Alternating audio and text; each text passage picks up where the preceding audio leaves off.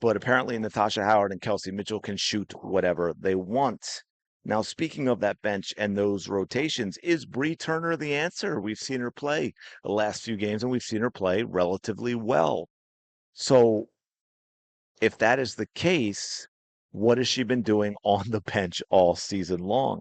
We have wasted a year of Michaela Timpson's development that may set her back a time that she may not recover from. And this is the problem with the WNBA in general, is we see that with a lot of players that we're like, well, why aren't they in the league? You again, Grace Berger comes to mind for me, and then you see some of them get a second chance and they get minutes, and you're like, why was this player not on the team? I think we've seen that a few times with the Indiana Fever for sure.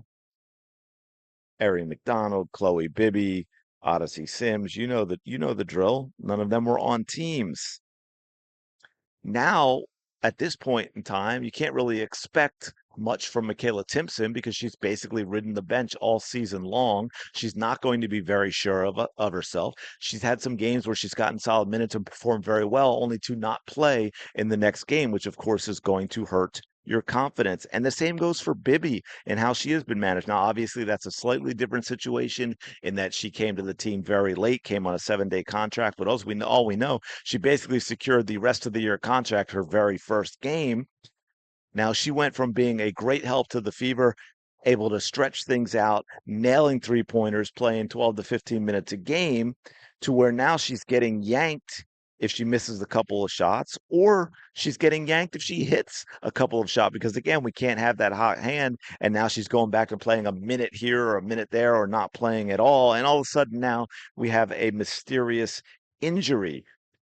Now, apparently, with that mysterious injury, we heard, well, it was something that was kind of bothering her for the last 4 or 5 days. Really?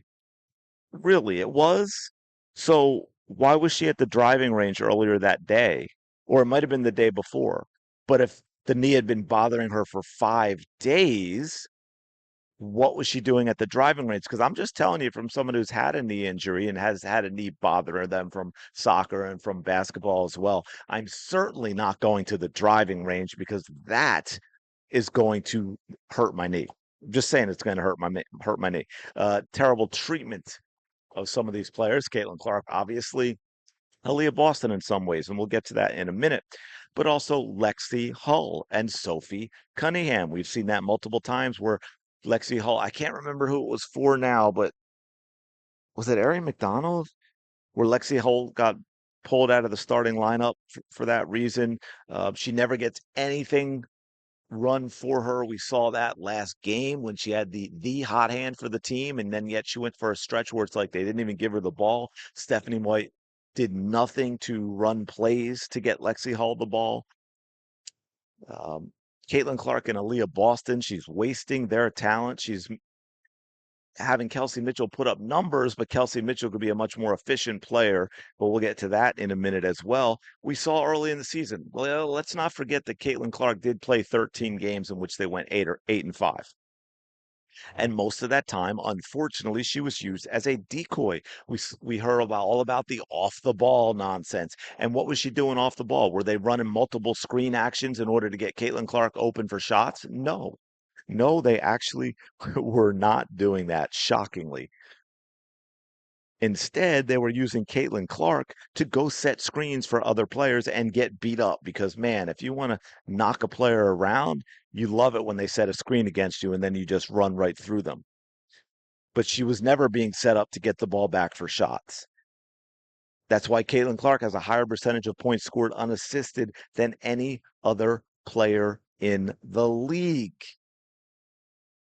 And let's talk about the Liberty game for a moment. You know, that one with the 25-point first half where she had 9 points in 32 seconds. And on top of those three threes from downtown, she also had a fourth that was the one that was over Brianna Stewart, where they started laughing because it was just so ridiculous. And then she only had 7 points in the second half because you could tell by the way she played.